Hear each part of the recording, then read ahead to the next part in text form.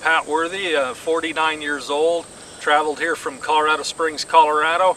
Wanted to come out and see the hitting gurus at Sports Technique and Bogey, get some help in learning how to hit a softball better. I play at a recreational level with a men's softball team, and we do a lot of U-Trep. We do some tournaments and things like that locally. You're going to play some seniors next year, hopefully? Yep, going to join my brother in Denver at a little higher level softball in the senior league, and looking forward to getting out and playing with those guys. And Pat, what's your size and weight? I'm 6'3" and 210 pounds. You got pretty good size, Pat, but one thing is you don't hit many extra base hits or home runs, not nearly as much. How often do you hit a home run? Well, I tell you, not real often. Probably this last month, I've played about probably 15 to 20 games. I've only hit 2 home runs, so definitely looking to get a little more power. I feel like with my size, I should be able to hit with more power, and a lot of it, I believe, is technique, and that's why I'm out here to hit with these guys.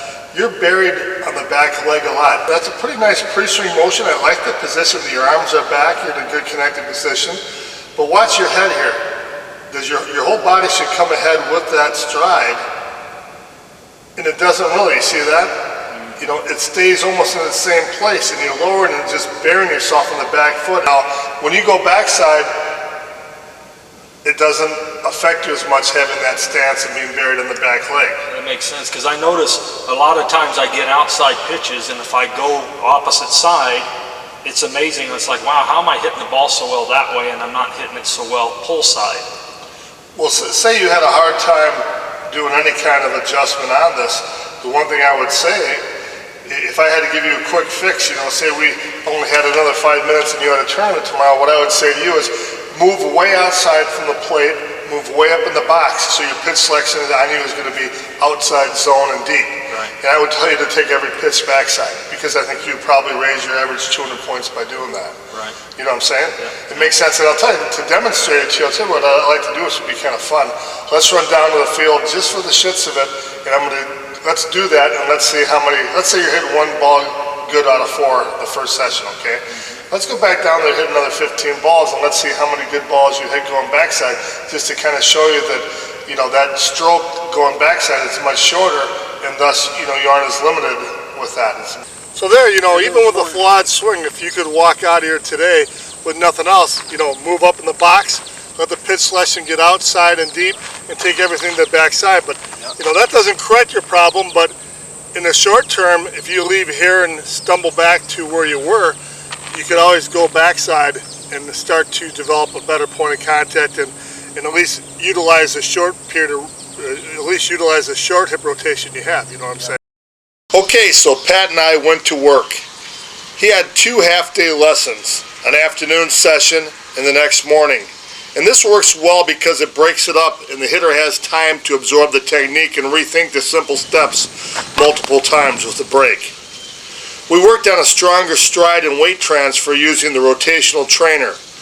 We then implemented the connection, good stride, hip rotation, and good point of contact on the slide tube, using both the tube and the bat. We used Evil BP balls to observe the spin and hit the top or bottom third of the ball. Lastly, using the tee to put the technique together. While the tee doesn't teach timing, the better your technique and point of contact is, the better your timing's going to be. Pat's upper body connection was good already. He'd been watching season 1 of Swing Makeover, he told me. And in episode 4, Brett shows the connection drills. And Pat learned this technique quite well and did it good on the initial swings he had. His snap was decent already too from watching the perfect snap drill on the Swing Makeover series, but we did of course work on it and spend time to perfect it. As we transitioned to live hitting, Pat showed remarkable improvement.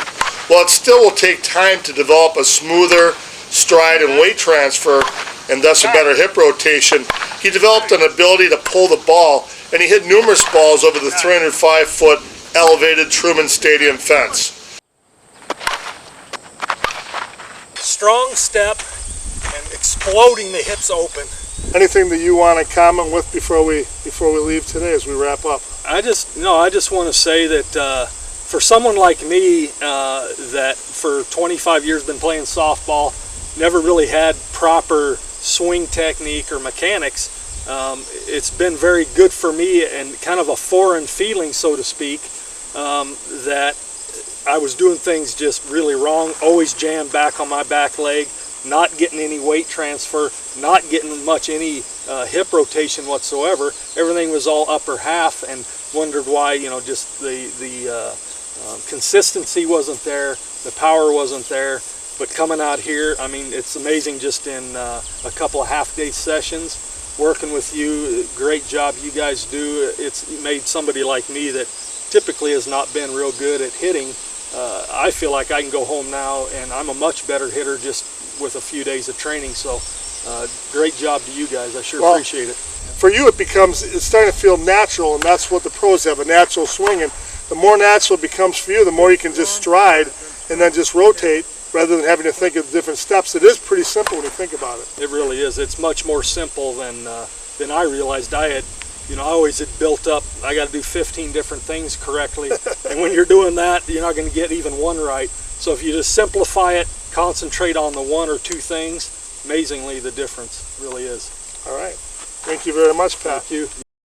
What do you think of the balanced and the end-loaded Demarini bats? Well, I tell you what first struck me is I kept wanting to grab the end-loaded bat to use it because most of my bats I've always had are end-load. Always thought I was kind of an end-load guy, and the first thing Ken handed me to swing was the senior balanced Demarini. And wow, I tell you what, I was hitting balls yesterday even without the right mechanics. Amazingly how far they were going. And I think by the end of these 2 days working, I'm kind of liking this this balanced model, this Demarini. Just kind of an effortless swing, very, very lightweight, easy to swing. And boy, when you get the mechanic right, hit that sweet spot, I was really amazed how far they were going. I haven't hit a ball that far maybe ever.